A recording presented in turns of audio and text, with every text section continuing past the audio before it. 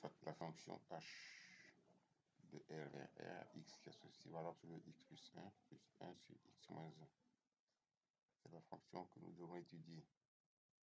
La question 1, déterminer un ensemble de définitions de la fonction h et calculer les limites de cette fonction aux bornes de son ensemble de définitions. Question 2b, étudier la continuité de h.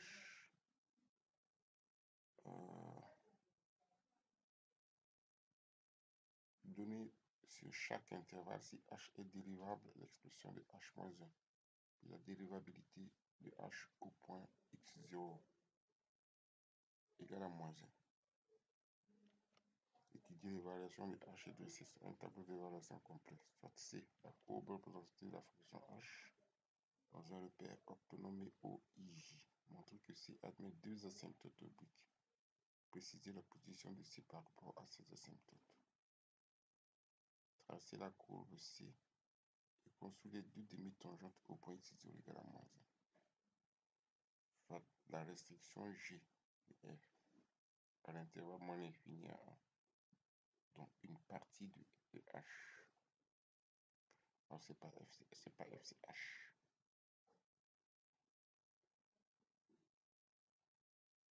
Montrer que la restriction A admet une application réciproque G-1 dont on indiquera les variations sans chercher à calculer J-1.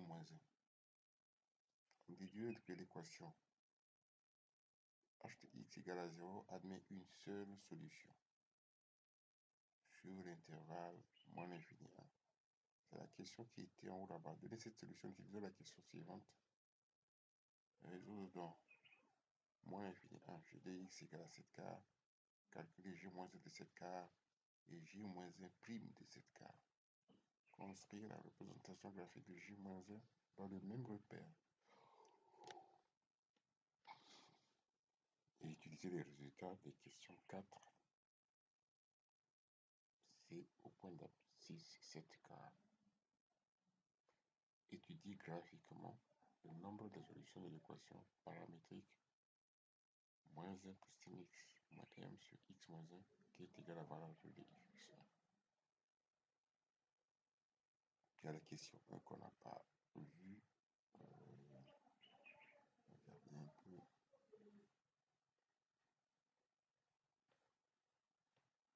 Il s'agissait d'abord de résoudre quoi. Résoudre dans R l'équation valeur de x plus 1 sur x moins 2 égale à 0. Première question. Bien, nous passons. Résoudre.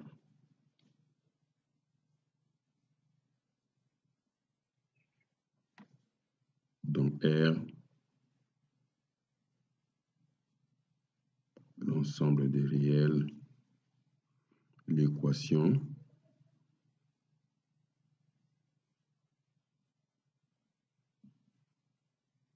valeur absolue de x plus 1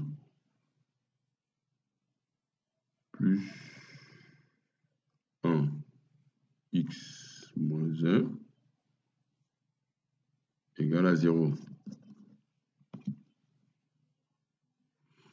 D'ici, attention à la valeur absolue. Donc, je n'ai pas d'autre choix que de le faire dans un tableau.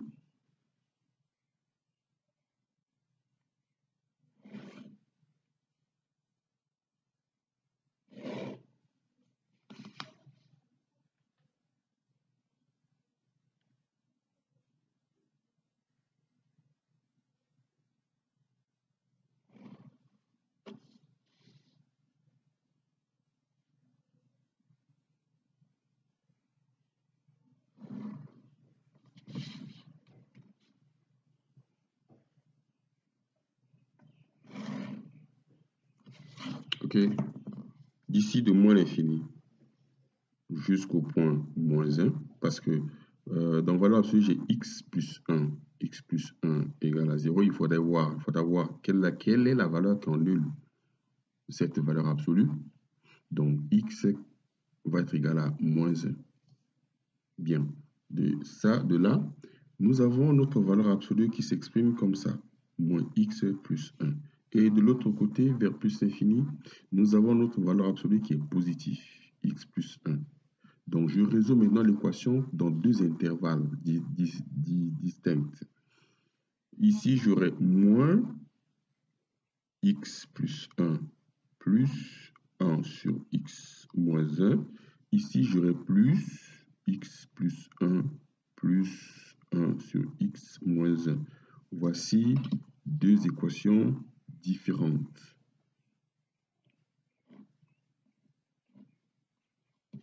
Alors, qu'est-ce que je vais avoir? C égale à 0 et là égale à 0. C'est la question posée. Donc, j'aurai ici moins x plus 1 facteur. Je réduis au même dénominateur, n'est-ce pas? Plus 1 égale à 0. Et j'aurai plus x plus 1 facteur de x moins 1 plus 1 toujours égal à 0. Qu'est-ce que je trouve? J'ai presque la même chose, c'est-à-dire moins là c'est x plus 1, x moins 1. C'est le développement de la factorisation de x carré moins 1 plus 1 égale à 0. Je crois que j'ai la même chose ici, c'est la factorisation de x carré moins 1 égale à 0. Donc, moins x carré plus 1 égale à 0 et x carré moins 1 plus 1 égale à 0. Alors là, j'ai moins x carré plus 2 égale à 0, soit x carré égale à 2, n'est-ce pas? Moins x carré égale à moins 2 et x carré égale à 2. Bon, ma solution ici, x égale à plus racine de 2 et moins racine de 2. Ici, au point moins 1, la fonction s'écrit au point moins 1, la valeur absolue s'annule. Donc, la fonction est égale à moins 1 demi. Voici la résolution. Et alors, la solution au point moins 1, c'est moins 1 demi. La solution de moins 1 à plus l'infini, nous avons solution égale à 0. Et de moins l'infini à moins 1, nous avons solution égale à 1 moins racine de 2. Plus racine de 2 ne fait pas partie de moins l'infini à moins 1, c'est une solution rejetée. Donc, une seule solution est possible ici, une seule solution est là. Et pour la valeur x égale à moins 1, nous avons x, la condition d'existence. Depuis la troisième, on appelle ça condition d'existence, x différent de 1. Alors, domaine de h égale à r exclu 1. Soit égale moins l'infini 1 union 1 plus l'infini.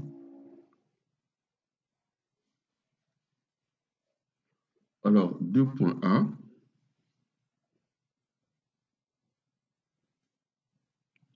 limite aux bornes de DDH. Les limites aux bornes de DH. Limite, donc, on va voir la limite de HTX quand x tend vers 1 par valeur négative et aussi la limite de HTX quand x tend vers 1 positivement. Ici, je dois décomposer la fonction. J'appelle, je dis ça, j'appelle n de x, le numérateur de la fonction, le numérateur. Numérateur, donc, numérateur de h. Donc, n de 1 va être égal à quoi? N de 1, il n'y a pas de valeur. N de 1 égale à 1. Et cette valeur est positive. Maintenant, au dénominateur, j'ai fait le signe du dénominateur.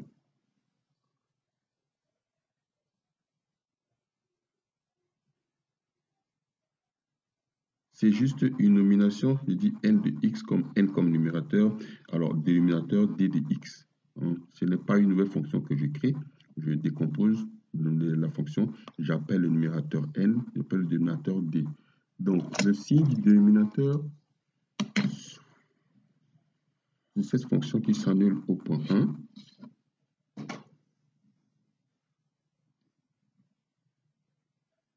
Au point 1. Et c'est positif et c'est négatif. Et partons de moins l'infini vers plus l'infini. Donc, qu'est-ce que je fais? 1 à gauche, ça veut dire 1 négatif. 1 à gauche, ça veut dire 1 négatif. 1 à droite, ça veut dire 1 positif.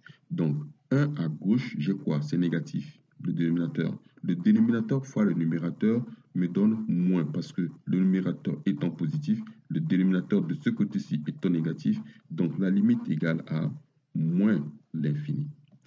Ici, nous avons positif et positif, la limite égale à plus l'infini. Automatiquement, quand nous calculons une limite, quand x tend vers une valeur fixe, cette valeur fixe est une asymptote à la courbe, à la fonction h.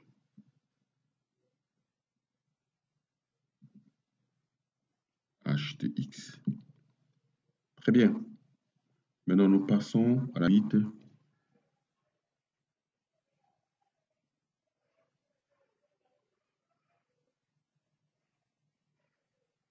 de valeur absolue de x moins 1 plus 1 sur x plus 1 qui est égal à plus l'infini. Alors, pourquoi vous me dites plus l'infini?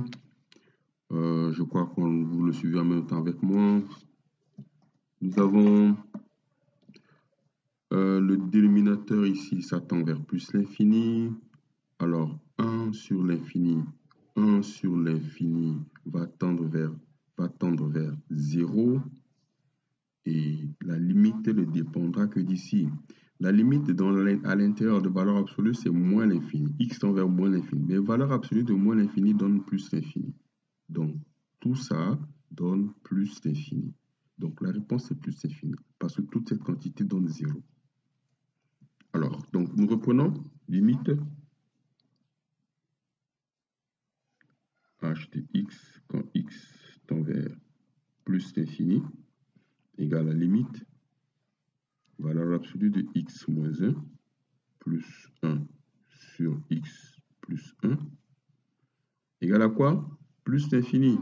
Nous reprenons la même chose parce que cette quantité, que ce soit plus l'infini, moins l'infini, va tendre forcément vers 0. Parce que le dénominateur tend toujours vers plus l'infini, vers l'infini, et 1 sur l'infini va donner 0. Et que ici, que ce soit plus l'infini ou moins l'infini qui est dans la valeur absolue, toute la quantité va tendre vers plus l'infini. Donc, plus l'infini, plus 0, c'est pas fois 0. L'indétermination, c'est quand l'infini fois 0, n'est-ce pas? Donc, plus l'infini, plus 0 donne plus l'infini.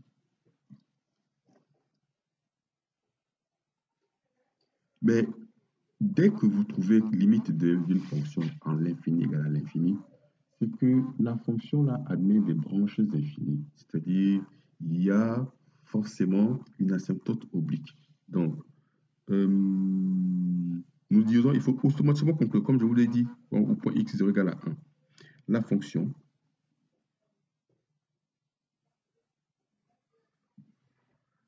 h de x admet deux branches infinies.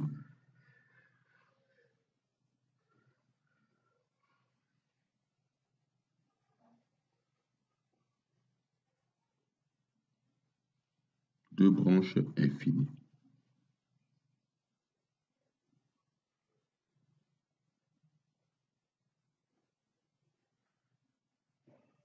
Ok, les branches infinies annoncent la présence d'une asymptote. Maintenant, au 2.b, on nous demande d'étudier la continuité de la fonction. Continuité de h au point x0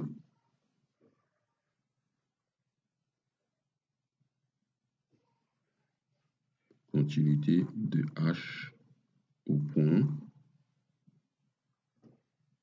x0 égale à moins 1. Donc, h est continu au point x0 égale à moins 1. Dans quel cas? Si seulement c'est la limite de h de x égale à h de moins 1 en ce point. N'est-ce pas? Donc, on va dire, il faut le dire, h est continue. La fonction est continue au point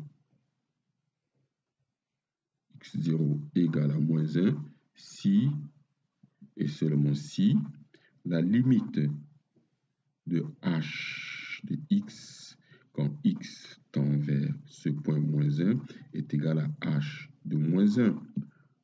Alors, nous allons discuter cela dans les deux cas, parce que nous avons maintenant deux intervalles. Nous utilisons cette fonction dans deux intervalles. De moins l'infini à moins 1, nous avons une fonction, et de 1 à plus l'infini, nous avons une autre fonction. Indépendamment de l'ensemble des définitions, bien entendu. Limite de h de x quand x tend vers moins 1, là c'est quand x appartient à moins l'infini, moins 1, égale à quoi? Égale à limite de valeur absolue de x plus 1 sur x moins 1. Nous allons calculer moins 1, ça fait 0. Dans la valeur absolue, ça fait 0. 1 sur moins, ça fait moins 1 demi égal à moins 1 sur 2.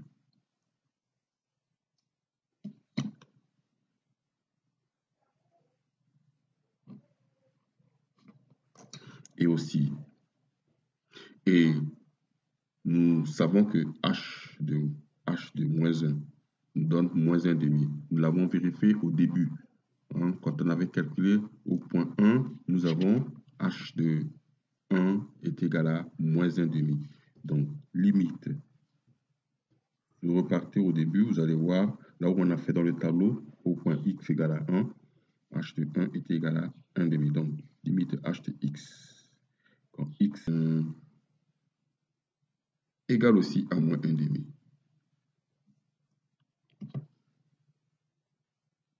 Donc, c'est la loi, c'est la condition. La condition pour que la fonction h soit continue au point x0 égale à moins 1.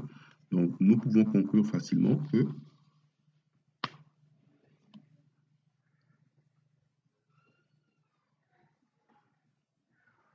h de x est une fonction définie et continue au point x0 égale à moins 1.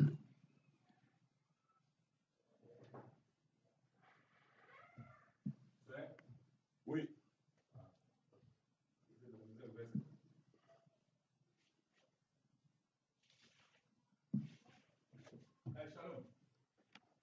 Égale à moins 1.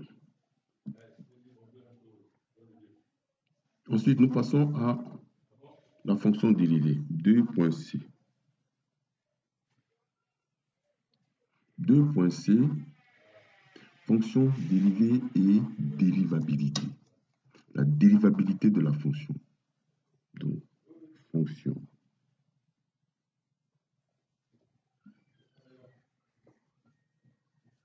dérivée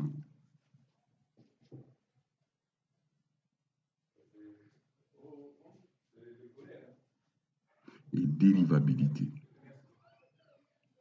Pour x appartenant à moins l'infini moins 1, nous avons h de x, nous connaissons la valeur, l'écriture de h de x. Alors, donc, bon, on va le faire directement pour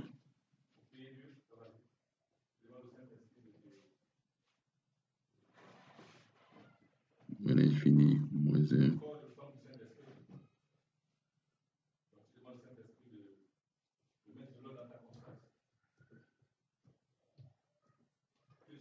H de x s'écrit moins x plus 1 plus 1 sur x moins 1.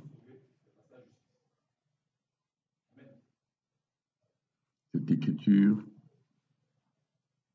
nous permet de calculer sa fonction dérivée. Donc, soit h' de x dans cet intervalle, dérivé de ça, ça fait 1 moins 1, et dérivé de ça, c'est moins 1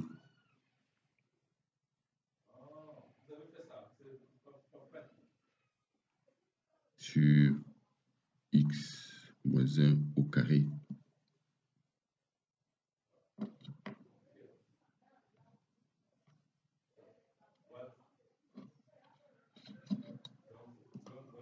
Donc ça donne quoi?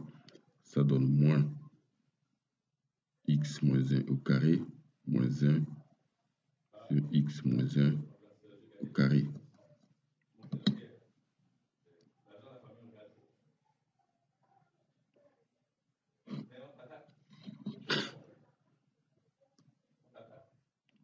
Alors, si je développe, je vais me retrouver avec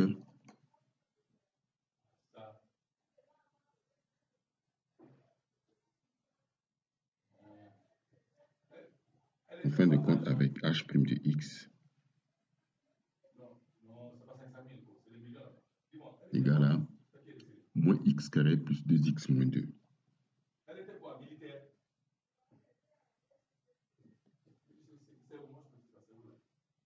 Le tout sur x moins 1 au carré.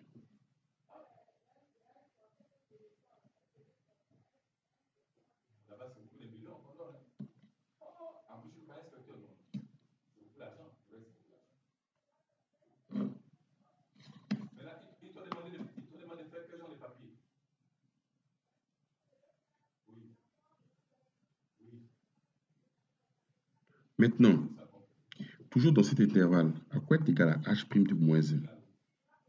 H' de moins 1 devrait être égal, je remplace tous les x par moins 1. Vous allez m'aider à le faire. Ça devait faire, bon, nous avons moins 1 au carré plus 2 fois 1 moins 2, de tout sur moins 2 entre parenthèses au carré. Voilà l'écriture. H' de moins 1. Ceci nous donne moins 1 plus 2 moins 2 sur 4. Je me retrouve avec quoi? 2 s'en vont. Attends, là c'est moins 1, donc c'est 2 fois moins 1 ici, n'est-ce pas? Donc ça fait moins 2. Vous voyez, les erreurs, 2 fois moins 1. Moins 2, ça fait moins 4 et moins 1, ça fait moins 5.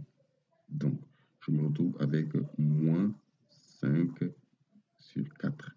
Voici h' de moins 1. Pourquoi je calcule ça? Parce que nous sommes en train de calculer, on a la fonction dérivée. Bon, là encore, commencez déjà à mettre de l'ordre. La fonction dérivée est celle-ci. En fait, la fonction dérivée est là. Mais celle qui est exploitable est celle-ci. Il faut bien l'encadrer. C'est ça qu'on doit utiliser pour le tableau de variation. X serait égal à 1 plus 1 sur x moins 1, le tout au carré. Soit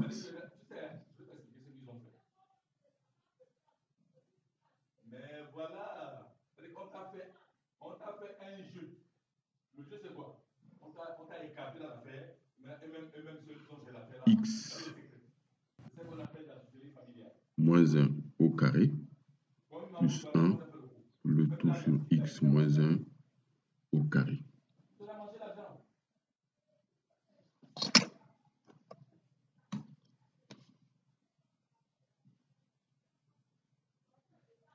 Voilà. Les hommes sont sur les bandits. Donc là, X moins 1 au carré plus 1 sur x moins 1 au carré.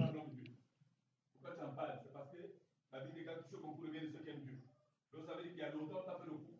Voilà. Et maintenant, Dieu te L'écriture finale Les bandits. de la fonction dérivée h' de x serait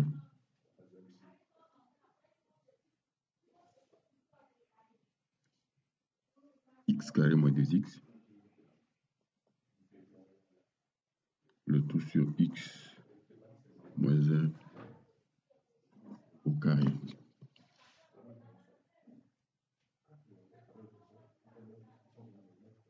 Donc, on va faire la même chose. Donc, quand je vous dis le h' exploitable, il faut l'encadrer. Il faut vraiment l'encadrer. Et nous allons faire la même chose.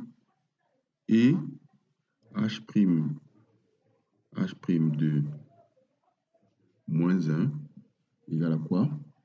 Je remplace x par moins 1, c'est moins 1 au carré, moins 2 fois moins 1, le tout moins 1, le tout au carré. Ça me donne quoi? Ça me donne 1 plus 2. Donc, je vais avoir ici 3 quarts.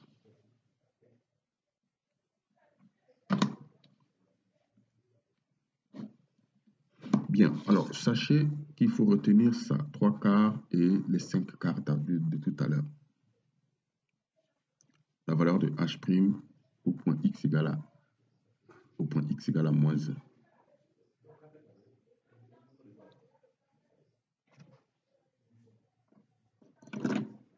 Maintenant, nous allons étudier la dérivabilité de h au point x0 égale à moins 1.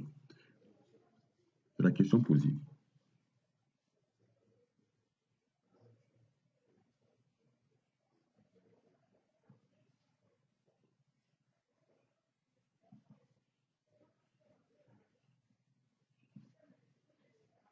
La dérivabilité de h au point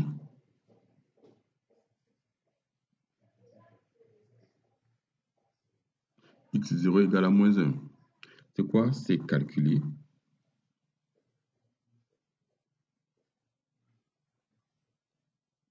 la limite de h de x moins h de x0 sur x moins x0 lorsque la limite de x tend vers le point x0.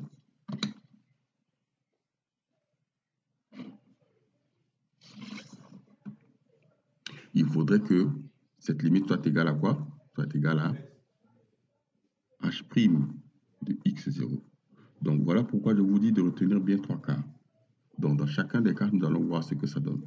Maintenant, premier cas, allons-y un peu vite. Pour x appartenant à moins l'infini moins 1, nous avons h de x égale à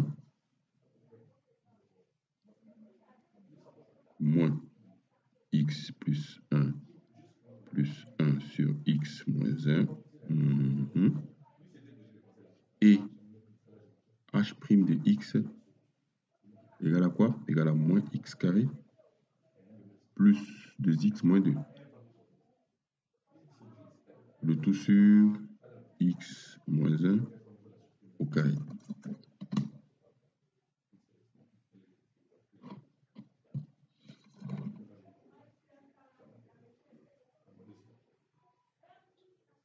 H moins 1 égale à moins 1,5. Nous le savons aussi. H moins 1 égale moins 1,5. Et aussi, nous avons vérifié que H' de moins 1 est égal à 5 quarts. Ces informations sont importantes. Donc,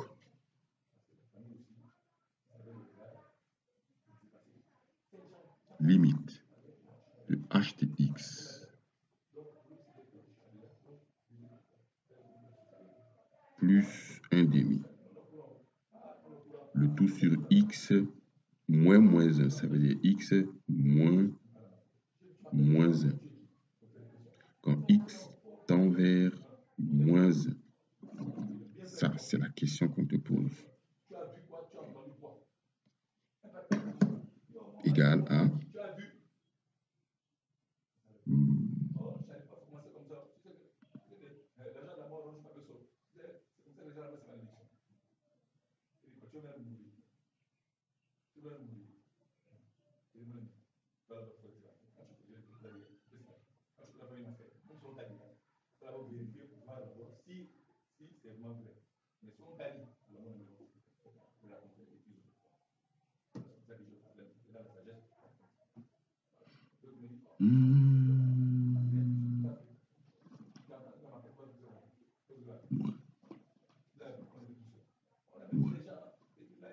Donc, surtout, souvenez-vous de ce qu'on a fait dans le tableau ci-haut.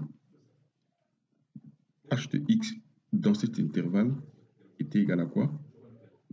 Était égal à moins x carré plus 2. Donc, moins x carré plus 2, le tout sur x moins 1. Alors, plus 1 demi, le tout sur x plus 1. Désolé, j'aurais dû écrire limite. Bon, vous n'oubliez pas de le mettre. Limite 2. Donc ici, c'est limite 2. Limite 2 quand x tend vers moins 1 de ça. Alors donc, nous continuons de résoudre ceci. Ça nous donne quoi? Est-ce que je peux vous laisser faire ou bien on peut le faire ensemble, ou on doit le faire ensemble? On va faire quelques étapes ensemble. Regardez, donc ça nous donne quoi? Limite 2. Je réduis au même dénominateur 2 facteur de moins x carré plus 2 plus 1. Alors suivez avec moi parce que je peux aussi me tromper sur 2 facteur de x moins 1.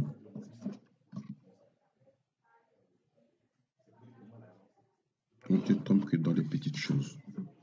On ne se trompe que dans les petites choses. Regardez bien, j'allais oublier le x moins 1 du dénominateur x plus 1. Du dénominateur lorsque x tend vers moins 1. L'égal est ici, c'est pas ici. Attention aussi. Alors, ça nous donne quoi? Ça nous donne moins 2x carré plus 2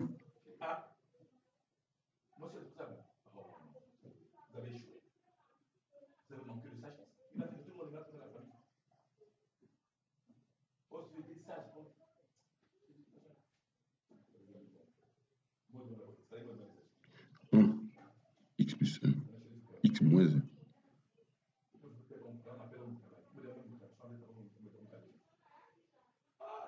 Moins 2x carré plus 2 plus x moins 1. Moins 2x carré plus 2 plus x moins 1. Ok.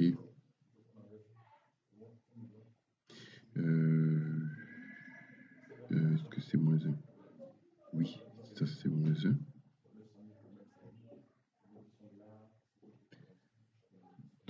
X moins 1 au dénominateur.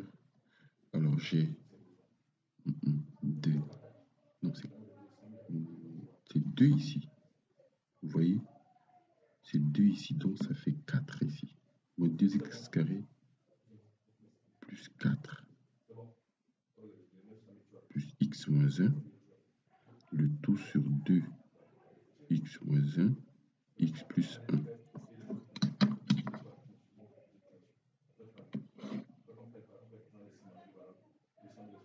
Bien, je fais d'abord l'opération là, excusez-moi. On remettra la limite ensuite. Donc, ça me fait moins 2x carré plus x plus 3. Le tout sur 2, x moins 1, x plus 1. C'est cette limite-là qu'on doit calculer. Quand x tend vers moins 1.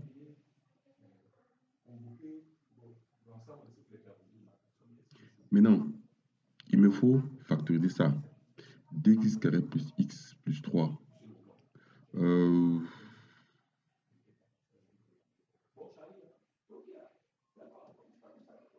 Quand x tend vers moins 1, j'aurai moins 2, moins 1, 3, ça fait 0. Et déjà, ici au dénominateur, j'aurai 0. j'aurai une forme déterminée. Donc, il faut lever l'indétermination en factorisant ceci. Alors, faites très attention parce que c'est pas aussi facile avec le signe moins. Donc, je factorise.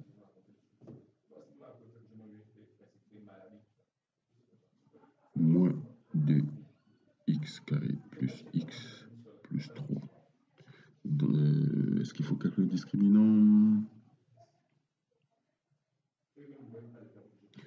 Donc, je fais comment? Je mets moins dehors, j'ai 2x carré moins x moins 3.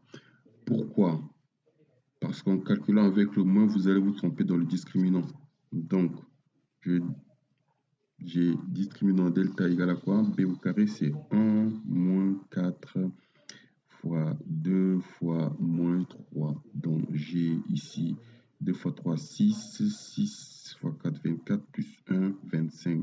Moins, ça fait plus 1. Donc, plus 24 plus 1, ça fait 25, c'est-à-dire 5 au carré. 5 au carré, j'ai x1 égale à 1 moins b plus 5 sur 2 fois 2. Je le fais doucement, on va le faire. Alors, ça donne quoi? Ça donne 6 sur 4. Donc, soit 3 demi. Ok, point virgule, x2, c'est quoi? C'est 1 moins 5 sur 4. Égale à quoi? Égale à moins 4 sur 4. Donc, c'est moins 1. Ces équations font quoi? Font x moins 3 demi égale à 0 ou x plus 1 égale à 0. N'oubliez pas que nous avons un moins qui devait intervenir. Donc,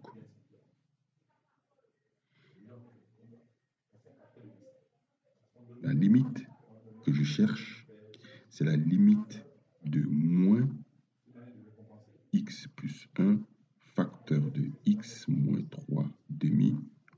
J'aurais pu mettre 2x moins 3 sur 2 facteur de x moins 1 x plus 1.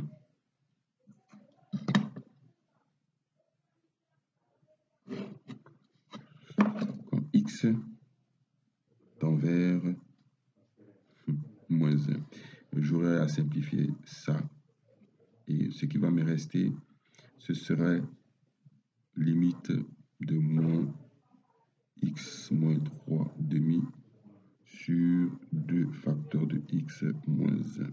Quand x tend vers moins 1, ceci donne combien?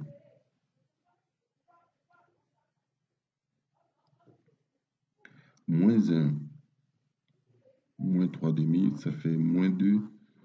Moins 2, moins 3, ça fait moins 5 demi. Et ça fait 4. OK?